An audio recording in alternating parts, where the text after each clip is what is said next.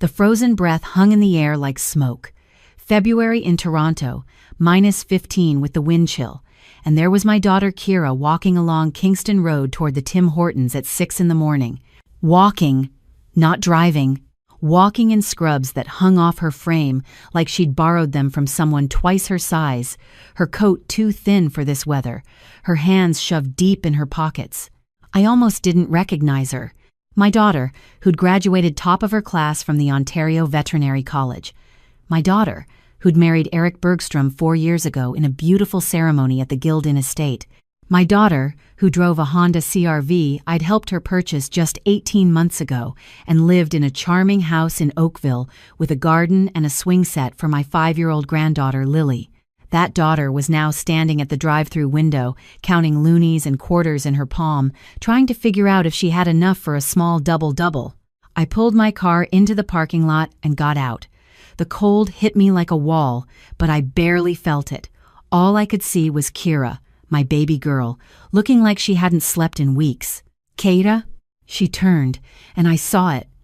The hollowed cheeks, the dark circles that makeup couldn't hide. The flash of something that looked almost like fear before she forced a smile. "Mom, what are you doing here? I could ask you the same thing." I walked up to her, my boots crunching on the salted pavement. "Why are you walking? Where's your car?" Her smile flickered. Eric needed it. His truck's been in the shop. "For how long?" She didn't answer, just turned back to the window and ordered her coffee. I watched her count out the exact change, right down to the last nickel. "Let me get that." I reached for my wallet. "No." Her voice came out sharp. "No, Mom. I've got it. It's fine. Everything's fine." But nothing about this was fine. Nothing about my daughter standing in a Tim Hortons parking lot in the bitter cold, wearing clothes that didn't fit, counting pennies for coffee, was anywhere close to fine. "Where's Lily?" "With Eric and his mother. Ingrid takes her to daycare on Tuesdays." "You're not working today?" "I am. I start at 8. I needed coffee first." "How are you getting to work?" "The bus. The 8-6 runs right past the clinic." The clinic. Not the animal hospital in Oakville where she'd been working for 3 years. Not the place where she'd been on track to become a partner. "Which clinic?" She took her coffee from the window and wrapped her hands around it like it was the only warmth she'd felt in days. "Mom, I really have to go. I'll miss the bus." "Kira Marie O'Sullivan." I used my full mother voice, the one that still worked even though she was 36 years old. "You're going to get in my car right now, and you're going to tell me what's going on." She stood there in the parking lot, steam rising from her coffee cup, and for a moment I thought she was going to refuse. Then something in her crumbled, just a little, just enough for me to see the cracks. "Okay," she whispered. "Okay." We sat in my car with the heat blasting. I'd picked up breakfast sandwiches and another coffee for her, and I watched her eat like someone who hadn't had a proper meal in a long time. Fast, almost desperate, like she was afraid someone would take it away. "When did you last eat?" I asked. "I had dinner last night." "What did you have?" "Toast." "Toast." "It's fine, Mom. I'm fine." "You're not fine. You've lost at least 20 pounds. You're taking the bus to work in February. You're counting coins for coffee. And you flinched when I said Eric's name." She set down her sandwich. Her hands were shaking. "It's complicated." "Then uncomplicate it for me." The tears started then, quiet ones, running down her cheeks while she stared straight ahead through the windshield. "They have everything, Mom. Eric and Ingrid. They have my car, my bank accounts, my credit cards. They even have my veterinary license because Ingrid said she'd keep it somewhere safe after I accidentally left it in my scrubs and it went through the wash." She kept crying. "And if I try to leave, if I tell anyone, they'll take Lily. Ingrid has a lawyer ready. She's been documenting everything. Every time I work late, every time I'm too tired to play with Lily after a double shift, every time I forget something or make a mistake. She says I'm an unfit mother. She says no judge in Ontario would give me custody." I felt something cold settle in my chest, something that had nothing to do with the temperature outside. When did this start? 8 months ago. Eric lost his job at the engineering firm, or he said he did. I don't know what's true anymore. Ingrid convinced us to move in with her to save money. We rented out our house in Oakville. The money was supposed to go into a joint account to help us get back on our feet. She wiped her eyes roughly. But once we moved out, Eric had the locks changed. He said the house was in his name only, even though I'd been paying half the mortgage since we bought it. He rented it out for $4,000 a month. I never see that money. And your paychecks? Eric set up some kind of joint account. He said it was for our family, for Lily's future. But I can't access it. I can't see statements. Ingrid gives me $50 a week for expenses, and I have to account for every penny. If I spend more than that, she accuses me of stealing from the family. Where are you living in Ingrid's house? The basement. There's a storage room down there. Ingrid put in a cot and a space heater. She says it's temporary, just until I prove I can be responsible with money. But it's been 8 months, Mom. 8 months, and nothing's changed except it keeps getting worse. And Lily? Her bedroom is on the 2nd floor. I can only see her when Ingrid allows it, usually for an hour before bedtime if I'm home from work in time. Otherwise, Ingrid puts her to bed. She paused, and her voice dropped to a whisper. Last week, Lily asked me why I don't love her anymore. She said Grandma Ingrid told her I'd rather work than spend time with her. My hands tightened on the steering wheel until my knuckles went white. Have you gone to the police? I tried. 3 months ago, I went to the station near my work and told them everything. She laughed, but there was no humor in it. The officer said it was a domestic matter. He said because Eric is my husband and I'd signed papers giving him access to the accounts, there wasn't much they could do. He told me to get a lawyer. And with what money, Mom? I can barely afford bus fare. Last month I was 10 cents short and had to walk 3 kilometers to work in the snow. Why didn't you call me? Because Ingrid monitors my phone. She checks my call log, my messages, everything. If she found out I'd talked to you about this, she'd use it against me. She'd say I was turning family against family, that I was unstable, that I was the problem. She looked at me with red-rimmed eyes. And I believed her, Mom. For a while, I believed her. She made me think this was all my fault, that I was bad with money, that I was a bad mother, that I was lucky they were willing to help me at all. That's not help. That's abuse. I know that now. But when you hear it every day, when they control everything, when you're so tired you can barely think straight, she trailed off. I'm scared, Mom. I'm scared that if I fight back, I'll lose Lily forever. And she's all I have. I sat there in that Tim Hortons parking lot with the engine running and the heat blasting, watching my daughter fall apart, and I made a decision. Listen to me very carefully. I kept my voice calm, controlled. I need you to go to work today. Act normal. Don't tell Eric or Ingrid about this conversation. When they check your phone, they'll see a 2-minute call to me. If they ask, tell them I called to say hello and you said you were busy. Can you do that? She nodded slowly. Why? Because I'm going to fix this. Mom, you can't. Kira. I waited until she looked at me. I was a forensic accountant for the Canadian Revenue Agency for 31 years. Do you know what I did every single day? She shook her head.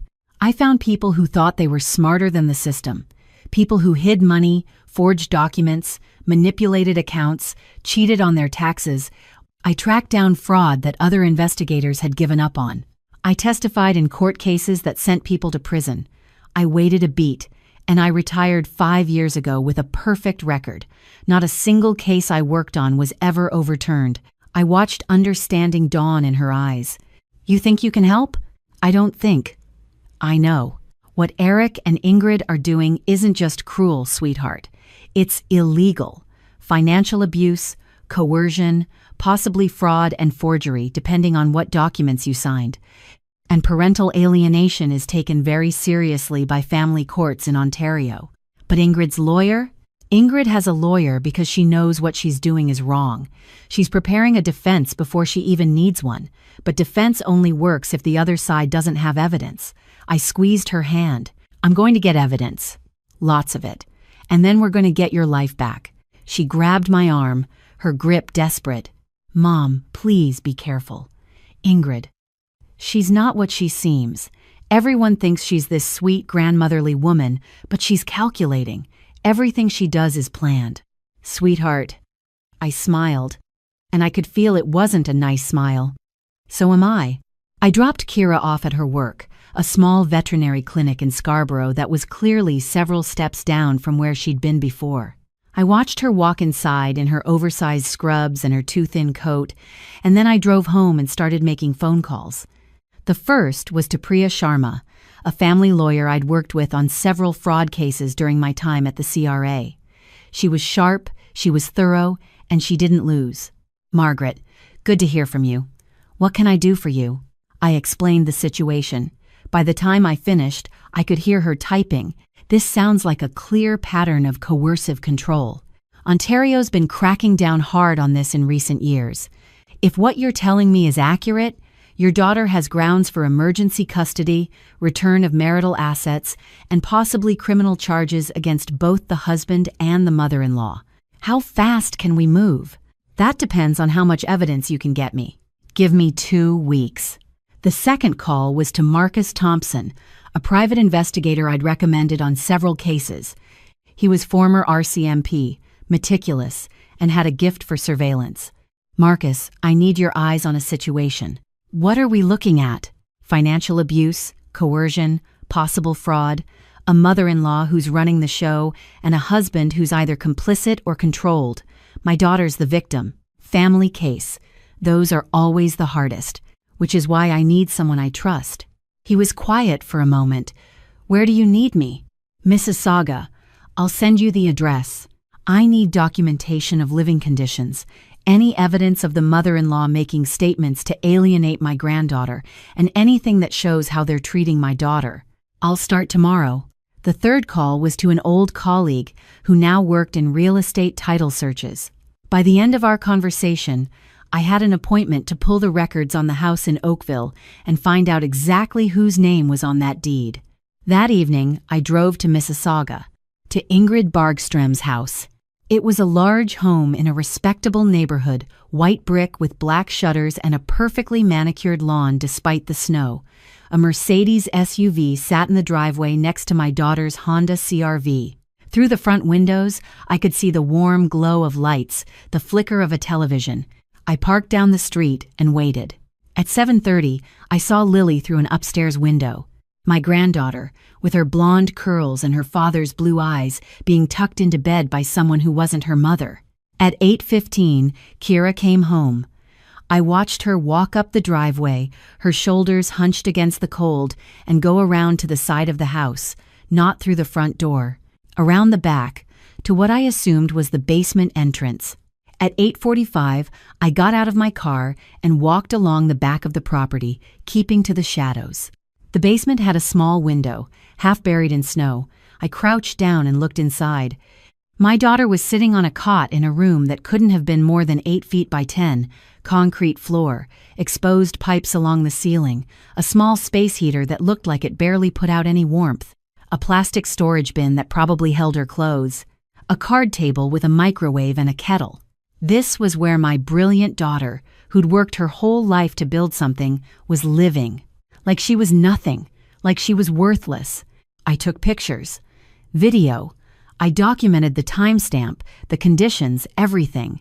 Then I went home and started building my case. The next 2 weeks were busy. Marcus Thompson got footage of Ingrid going through Kira's belongings in the basement, audio of her telling Lily that Mommy was too busy working to spend time with her. A recording of her telling Eric that Kira would never be able to afford a lawyer, so they had nothing to worry about. The title search revealed what I'd suspected. The house in Oakville was in both Kira and Eric's names. Kira's parents, my husband David and I, had given them a gift of $100,000 for the down payment when they bought it. The mortgage had been co-signed by Kira, and yet Eric had been collecting rent on it for 8 months without giving her a cent. The bank records, obtained through official channels with Kira's written permission, showed a pattern that made my blood boil. Eric had systematically removed Kira from every joint account. Her paychecks were deposited into an account she couldn't access. Her name had been taken off their credit cards, and there were several documents that appeared to bear her signature but that Kira swore she'd never signed. I had a handwriting expert examine them. 2 of the signatures were clear forgeries. At the end of 2 weeks, I met with Priya Sharma and laid everything out on her conference table. The photos, the videos, the audio recordings, the bank records, the forged documents, the title search, the rental income. Priya looked through it all with an expression I'd seen on her face before, the expression of a lawyer who knows she's about to win. "Margaret," she said finally, "this is one of the most comprehensive cases of coercive control and financial abuse I've seen in 15 years of practice. What can we do? We can file for emergency custody today. We can get a court order for return of marital assets by the end of the week, and we can refer this to the Crown for criminal charges." Criminal charges? Fraud, forgery, and the coercive control provisions under the Divorce Act. Eric and his mother could both face prosecution. Good. She looked at me. Most families prefer to handle these things quietly. Civil settlements, no publicity. I thought about Kira counting coins for coffee, about Lily being told her mother didn't love her, about that concrete room in the basement where my daughter had been living for 8 months. My family prefers justice. The following Friday, we went to court. I picked up Kira at 6 in the morning. She was wearing the only professional outfit she had left, a gray pantsuit that hung loose on her diminished frame. Her hands were shaking as she got in my car. "Mom, what if it doesn't work?" "It will work. But Ingrid's lawyer has nothing." I pulled out of the parking lot. "We have everything. Trust me, sweetheart. After today, your life changes." At the courthouse, we met Priya in the lobby. She was carrying 2 thick folders and wearing the confident smile of someone who was about to demolish the opposition. "Ready?" she asked Kira. Kira took a deep breath. "Ready." The courtroom was smaller than I expected. On one side sat Priya, Kira, and me. On the other side sat Eric, Ingrid, and their lawyer, a young man who looked increasingly nervous as he leafed through the papers Priya had served him. Ingrid, I noticed, was exactly as Kira had described her. Perfectly put together, silver hair in an elegant bob, wearing a tasteful blazer and pearls, the picture of a respectable grandmother. She caught my eye and gave me a small, condescending smile. I didn't smile back. The judge entered, and we all rose. Judge Patricia Kwame, according to Priya, was known for her no-nonsense approach to family cases and her particular disdain for financial abuse. "We're here today for an emergency motion regarding custody and return of marital assets," the judge began. "Miss Sharma, you're representing the petitioner?" "Yes, Your Honor." "Present your case." Priya stood and walked to the front of the courtroom. She was calm, methodical, devastating. "Your Honor, my client has been subjected to 8 months of systematic financial abuse and coercive control by her husband and mother-in-law. They have taken her vehicle, her bank accounts, her credit cards, and her access to her own income. They have forged her signature on financial documents. They have collected rental income from marital property without her knowledge or consent. They have housed her in an unheated basement storage room while they live in comfort upstairs. And they have systematically alienated her 5-year-old daughter, telling the child that her mother doesn't love her. She placed the first folder in front of the judge. This folder contains bank records showing the systematic removal of my client from joint accounts, as well as the redirection of her salary to accounts she cannot access. This folder also contains expert analysis of 2 documents bearing my client's signature, confirming that those signatures are forgeries. The second folder. This contains photographs and video evidence of my client's living conditions. A concrete basement room with a cot, a space heater, and no bathroom access. This is where she has been forced to live for 8 months, while her husband, mother-in-law, and daughter reside in a 5-bedroom home upstairs. She pulled out a tablet. "And this, Your Honor, is video and audio evidence of the mother-in-law, Ingrid Bergstrom, telling my client's daughter that her mother doesn't love her. There are also recordings of Miss Bergstrom discussing their strategy to ensure my client cannot afford legal representation." She pressed play. Ingrid's voice filled the courtroom. "Lily, sweetheart, Mommy's working again. She's always working. She doesn't have time for you like Grandma does." And then another recording. "Don't worry about Kira. She can't afford a lawyer, she can barely afford the bus. By the time she figures out what to do, we'll have everything documented. Any judge will see she's unfit. The judge's expression hardened. She turned to Eric and Ingrid's lawyer. Counsel, do your clients wish to respond to these allegations? The young lawyer stood. He looked like he wanted to be anywhere else. Your Honor, my clients maintain that they have been providing support for Miss O'Sullivan during a difficult financial period. The living arrangements were temporary. Temporary. Judge Kwame's voice was flat. For 8 months, in a basement storage room. While your clients collected $4,000 a month in rental income from marital property, the rental income was intended for what, exactly? To be deposited in an account your female client cannot access? To pay for the home she is not permitted to live in? He had no answer. What about the forged signatures? My clients deny any wrongdoing. You're denying forgery when I have expert analysis in front of me? Ingrid stood up, her composure cracking for the first time. This is ridiculous. We've done nothing but help her. She's unstable. She's Mrs. Bergstrom. The judge's voice cut through the courtroom like ice. You will sit down, and you will not speak unless addressed. Ingrid sat. The judge reviewed the documents for several minutes. When she looked up, her expression was grim. I've seen enough. I'm granting emergency custody of the minor child to the petitioner, effective immediately. I'm ordering the return of all marital assets, including the vehicle and access to all bank accounts. I'm ordering the respondent to vacate the marital property in Oakville within 72 hours, so the petitioner may take possession. And I'm referring this case to the Crown for investigation of fraud, forgery, and coercive control. Eric went pale.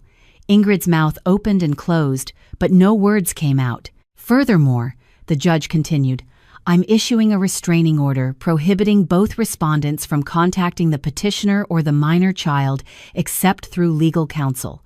Mr. Bergstrom will have supervised visitation only, pending psychological evaluation and completion of a coercive control intervention program. Mrs. Bergstrom will have no visitation rights until such time as she can demonstrate she poses no risk of parental alienation. She closed the folder. This court is adjourned. Kira was crying, shaking and crying and gripping my hand so hard it hurt. Is it over? It's over. We had police escort us to Ingrid's house that afternoon. Kira was legally entitled to collect her belongings and, more importantly, her daughter. When we pulled up with 2 officers, Ingrid was standing on the porch with her arms crossed. Eric was nowhere to be seen. This is harassment, Ingrid said as we approached. I'm calling my lawyer. Your lawyer has already been served with the court order. One of the officers held up the papers. We're here to ensure a peaceful transfer of the minor child and Mrs. Bergstrom's belongings. This is my house. You can't just... Actually, ma'am, we can. The officer's voice was polite but firm. The court order is very clear. We went inside. The house was exactly as I'd imagined, tastefully decorated, expensively furnished, everything in its proper place. The kind of house that looked perfect from the outside while hiding something rotten underneath. Lily was in the living room, watching television. When she saw Kira, her face lit up. Mommy! She ran to Kira, who dropped to her knees and caught her in her arms. Hi, baby. Hi, my sweet girl. Are you staying, Mommy? Are you staying here with me and Grandma? No, sweetheart. Kira's voice was thick with tears. We're going home. Just you and me. To our real home. Lily looked confused, but Grandma said, Grandma was wrong about some things, baby, but it's okay now. Everything's going to be okay. We packed Lily's belongings while Ingrid watched in stony silence. Then we went down to the basement to collect Kira's things. It didn't take long. 8 months of her life fit into 2 cardboard boxes. As we carried them out, Ingrid finally spoke. You think you've won, she said to me quietly, but Kira needs us. She can't manage on her own. She'll come crawling back. I stopped and turned to face her. Mrs. Bergstrom, I said calmly, my daughter is a veterinary surgeon who graduated at the top of her class. She managed perfectly well before your son came into her life, and she'll manage perfectly well after. What she doesn't need is a mother-in-law who treats her like property, and a husband who's too weak to stand up for his own wife. Ingrid's face twisted with rage. You have no idea what— Actually, I have a very good idea. I was a forensic accountant for 31 years.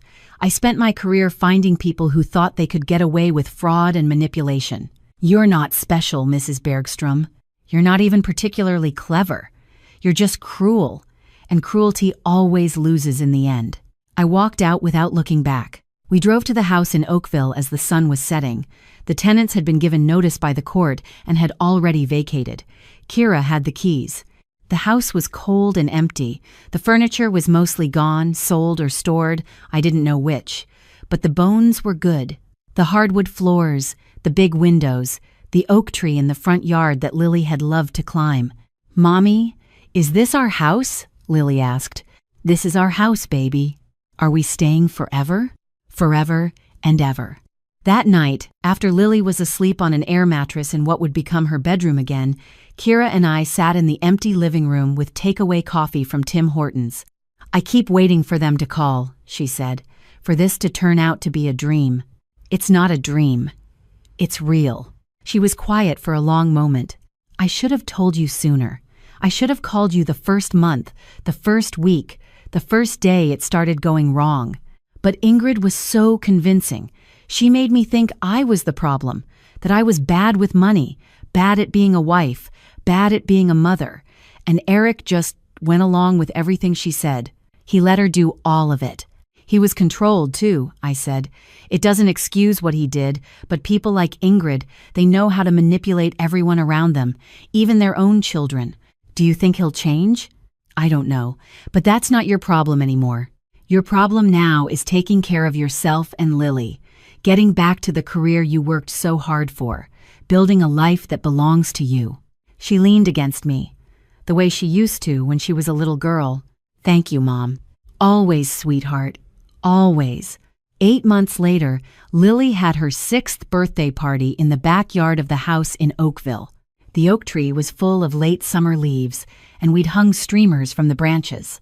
There were a dozen children from Lily's new school running around and playing while their parents chatted by the barbecue.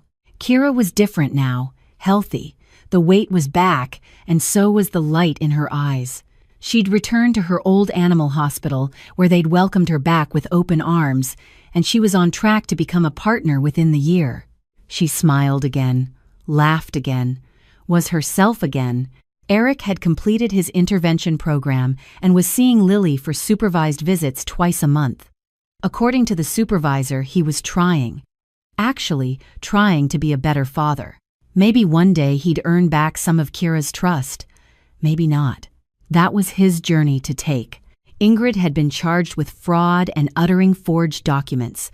The criminal trial was scheduled for the fall. Regardless of the outcome, she was prohibited from contacting Kira or Lily, and she'd been dropped by most of her social circle once the details became public. The respectable grandmother image she'd cultivated so carefully was gone. As I watched Lily blow out her candles, surrounded by friends and laughter, Kira came to stand beside me.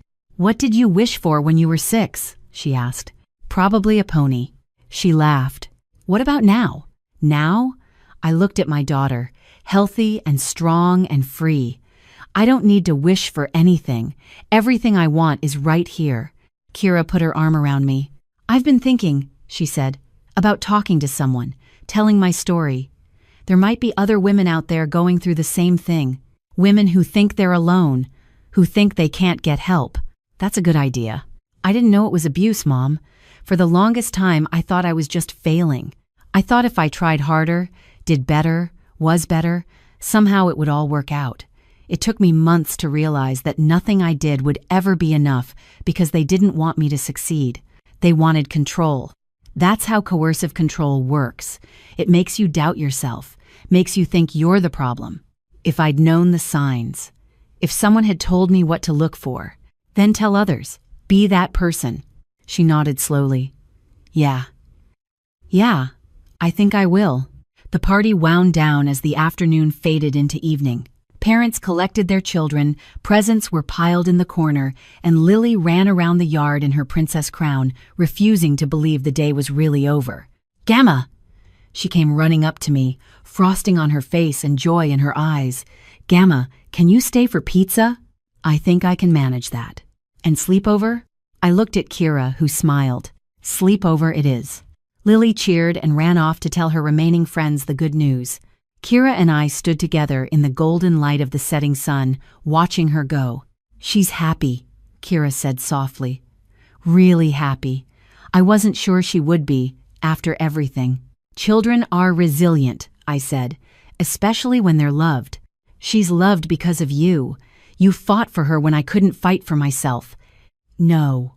I shook my head. "I fought with you. There's a difference. You're the one who survived 8 months of abuse and kept going. You're the one who protected Lily as best you could under impossible circumstances.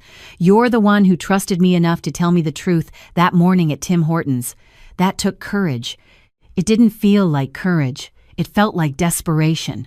Courage often does." We stood there together, mother and daughter, watching Lily play under the oak tree as the sky turned pink and gold.